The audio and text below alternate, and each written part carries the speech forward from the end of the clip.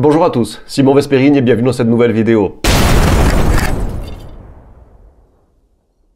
Je sors de la salle de sport, je suis éclaté, on va se la prendre tranquille. Comme vous l'avez sans doute remarqué, commence à faire frais, je veux dire. Partout en Europe, il commence à faire frais. Et personnellement, ça fait plusieurs années maintenant que... alors, quelques années de ça, j'avais passé l'hiver en Égypte, et c'était super chouette. Et il y a des gens qui m'ont dit... vous savez, il y a des gens qui imaginaient que les Égyptiens, c'était des racailles de banlieue. Donc c'était un peu drôle à l'époque. Mais ce que je veux dire par là, c'est que ça fait plusieurs années, voilà, pour venir en point de départ, ça fait plusieurs années que j'ai pas envie de me geler encore en hiver. Vous savez, ça fait 20 ans que je me gèle en hiver.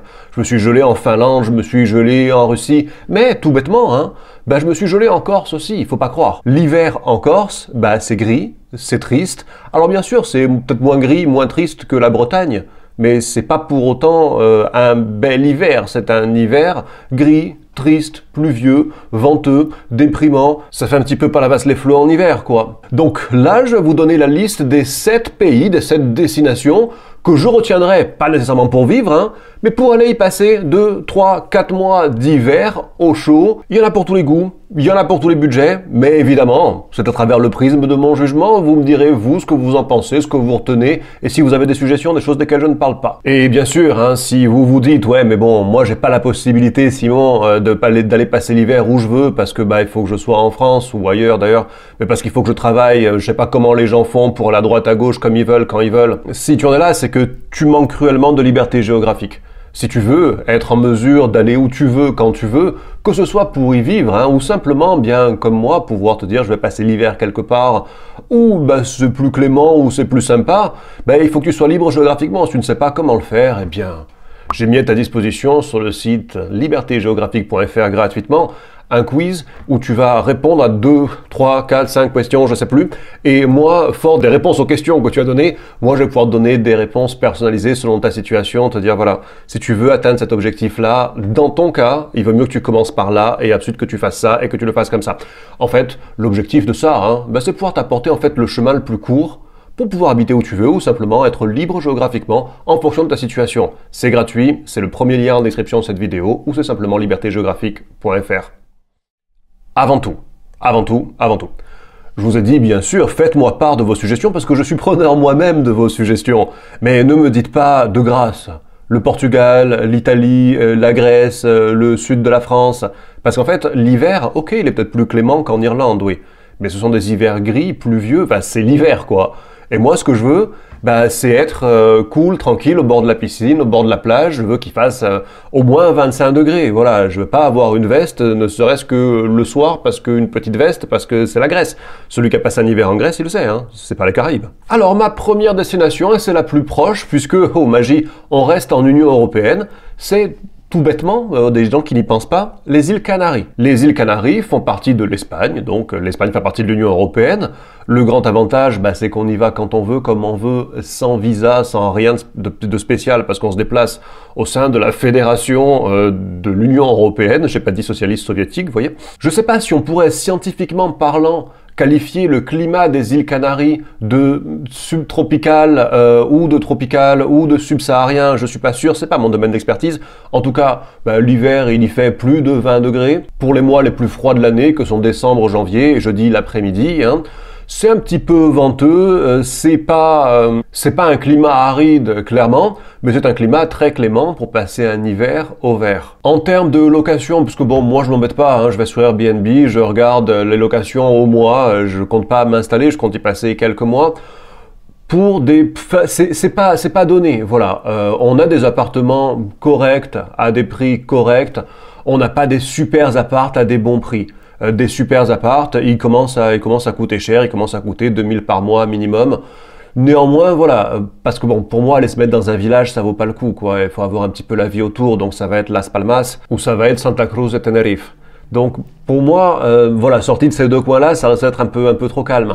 Et dans ces deux villes-là, qui sont les deux plus grosses villes, eh bien voilà, les prix des locs en hiver, restent élevés et pour cause. Puisqu'il y a des blaireaux de l'Europe entière, je pense à beaucoup de gens qui viennent par exemple de Grande-Bretagne, et vous savez ceux qui sont à Ibiza l'été, il y en a certains qui l'hiver peuvent aller aux îles Canaries. Il y a pas mal aussi de nomades digitaux, de gens qui peuvent travailler à distance. Cela dit, pour moi, c'est une bien bonne option dans le sens où c'est vraiment tranquille, c'est vraiment pépère, il n'y a pas d'insécurité, de maladies particulières, de vaccins à faire, de précautions particulières à prendre ou même de visa à faire. C'est vraiment pépère, tranquille, no stress. La seconde destination qui m'est venue en tête, et elle n'est pas du tout sur la même zone, cette fois c'est les Caraïbes pour la peine, c'est la République dominicaine. En République dominicaine, on peut, en remplissant un formulaire, soit au départ, avant de partir, soit dans l'avion avant d'arriver, on a un formulaire à remplir et on a le droit de rester 30 jours. Alors 30 jours, passer l'hiver, ça suffit pas. Mais au-delà de ces 30 jours, on a la possibilité, une fois sur place, de prolonger ce visa de 30 jours à 90 jours. En fait, le formulaire donne droit à un visa de 30 jours et ce visa de 30 jours auprès des autorités locales peut être rallongé jusqu'à 90 jours. Donc ça fait 3 mois sur place, franchement c'est correct pour celui qui veut voilà, couper l'hiver, je trouve que c'est très correct. Les prix, alors ça dépend, si on va habiter dans les endroits comme les locaux, c'est très abordable. Par contre, le souci c'est que la plupart d'entre nous, on n'est pas fait pour vivre au milieu des Dominicains et surtout des Haïtiens qui viennent se balader là, je veux dire c'est pas safe. Et moi si je vais passer du temps quelque part, c'est pour y passer du temps tranquille, en paix, pas me stresser, pas me prendre la tête. Et là, ça veut dire qu'en général, là, on va se trouver plutôt du côté de Punta Cana, des coins comme ça, et un petit peu dans des sortes d'enclaves pour occidentaux friqués. C'est très beau, il y a des belles propriétés, il y a la plage, les terrains de tennis, de golf, c'est super confort. Mais voilà, on est un peu parqué, enclavé, et du coup, c'est beaucoup moins abordable, cela dit. C'est paradisiaque, et une fois qu'on est dans son enclave, on y est vraiment hyper tranquille, et c'est vraiment un endroit, pour se détendre. Par contre, la vie sociale, t'oublie un peu. Une autre destination que j'ai considérée sérieusement, et là c'est déjà beaucoup plus surprenant, vous allez voir, c'est Cape Town, le Cap, en Afrique du Sud. Pourquoi? Parce que c'est un peu un bout du monde en fait. C'est la corne en bas de l'Afrique, il y a des pingouins qui se baladent sur les plages, il y a des paysages simplement à couper le souffle, et on y loue de super beaux appartements à des prix franchement dérisoires pour ce que c'est en fait. Je parle d'appartements avec des piscines sur le toit, une vue magnifique sur toute la ville, sur les montagnes, sur la mer, avec une salle de sport dans l'immeuble avec un super beau design pour 1000, 1100, 1200 euros par mois. Quand on a un passeport français, et j'imagine d'autres passeports européens, on a droit de rester 90 jours sur le territoire sans visa, juste quand on arrive. Et on peut prolonger de 3 mois supplémentaires si on fait sa demande 60 jours avant la fin du premier visa. Tu vois ce que je veux dire? C'est-à-dire que tu arrives, tu as 90 jours devant toi, mais si dans les 30 jours que tu vas passer sur place, tu te rends compte que tu aimerais rester plus longtemps que 3 mois, tu peux faire une demande auprès des autorités locales pour obtenir 3 mois en plus des 3 mois, donc 6 mois en tout. Là, tu as de quoi passer l'hiver et même le printemps. Ce qui est un peu triste, un peu dommage, c'est que c'est dangereux, c'est hyper dangereux. C'est une des villes les plus dangereuses du monde. Je crois que c'est la 19e ville la plus dangereuse du monde. Et de ce fait, on peut pas vraiment se dire qu'on va pouvoir se balader comme on veut, qu'on va pouvoir interagir avec les locaux. En fait, les touristes, les étrangers, les occidentaux sont parqués dans des quartiers, Greenpoint par exemple et d'autres autour de ce que j'ai compris. Et même dans le centre-ville, dans le downtown, la nuit c'est pas safe du tout. Quand je vois les propriétés avec des barrières électrifiées autour, oui, c'est un peu triste, c'est un peu dommage. On n'est plus au temps de l'apartheid, mais d'une façon, on est encore obligé de mettre des barrières pour séparer les riches et les pauvres, sinon les pauvres, ils attaquent les riches. Donc, oui, c'est bien. Pour autant, c'est bien. Je vais pas dire que c'est pas bien. Je vais pas dire que c'est pas séduisant, en tout cas que c'est pas tentant. Mais voilà, avec cette limite-là. Si je le dis pas, il y a des gens qui vont me dire pourquoi tu l'as pas dit. Ça me tente pas, mais je sais que ça peut tenter tout plein de gens. Bali, en Indonésie.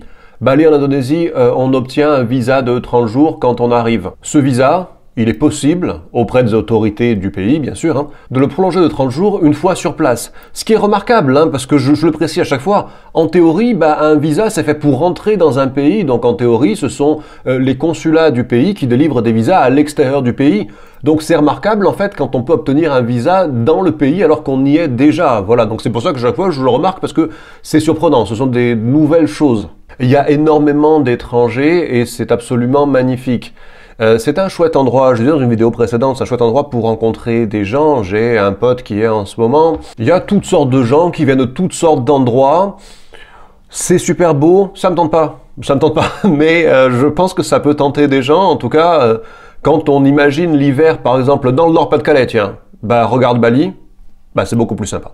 Autre incontournable que je ne peux pas omettre de ma liste, ce sont les grandes villes des Émirats Arabes Unis. Dubaï, Abu Dhabi, Sharjah. Dans les trois cas, quand on arrive en tant que Français, on a droit à 90 jours, on a droit à un visa de 90 jours sur le territoire, éventuellement même à entrée multiple, c'est-à-dire qu'on peut repartir et revenir. Le tout, c'est de ne pas dépasser les 90 jours par 180 jours. C'est-à-dire qu'on peut recommencer 6 mois après, en fait, de profiter encore de 90 jours sur le territoire. Donc ça permet de rester 3 mois d'hiver, en fait. Et c'est ce qu'il nous faut. Cette fois-ci, par contre, c'est une marque, en fait. Dubaï, Abu Dhabi, ce sont des marques. Donc c'est un petit peu comme quand on achète, je sais pas, j'ai jamais fait ça, mais un sac de marque, voilà. Un sac de marque, j'imagine qu'un sac Lancel, un sac Vuitton, il y a une qualité intrinsèque, c'est clair. Abu Dhabi, Dubaï, il y a une qualité intrinsèque, c'est clair. Et après, il y a le coût de la marque. Je veux dire, pour le prix où je louais l'appartement de luxe à Cape Town, je loue une chambre chez l'habitant dans l'appartement pourri d'Ahmed dans la banlieue de Dubaï. Donc ça ne veut pas dire que l'endroit n'est pas bien, que la qualité de vie n'est pas bonne. Ce que je veux dire par là, c'est que en termes de rapport qualité-prix, franchement, c'est un des pires endroits au monde parce que c'est très surcoté, parce que c'est très demandé, ce qui ne veut pas dire que ce n'est pas chouette. Personnellement, quitte à vivre ce genre d'expérience, je serais plus tenté quelque part par Riyad en Arabie Saoudite, parce que bon, ok, pays musulman, ville magnifique, société traditionnelle, c'est la vraie expérience, c'est le Moyen-Orient.